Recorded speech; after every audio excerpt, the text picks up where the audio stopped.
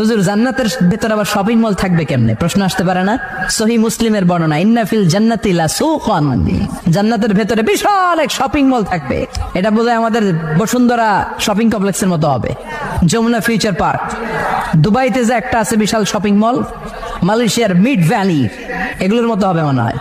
কত বিশাল যে shopping mall হবে। সহিহ মুসলিমের বর্ণনা, প্রতি শুক্রবারে সব জায়গা থেকে বন বন করে মৌমাছির মতো জান্নাতীরা ওই শপিং মলে শপিং করতে আসবে। ইচ্ছে মতো দেদারসে পোশাক কিনবে, ইচ্ছে মতো শপিং করবে, টাকা দেয়া লাগবে না, ক্রেডিট কার্ড লাগবে না। সুবহানাল্লাহ পড়েন। ইচ্ছে মতো শপিং করবেন। দুনিয়াতে একটু কষ্ট করে হালাল উপার্জন করে খেয়ে যান। আল কানাআতু মিনাল ইসলাম, অল্পে খেয়ে তুষ্ট থাকার, আল্লাহ শুকরিয়া করা, এটার নামই ইসলাম। অল্প খাও, অল্প পড়ো, অল্প জমাও, অল্পের ভেতরে বরকত ঢুকাই দিছে কে?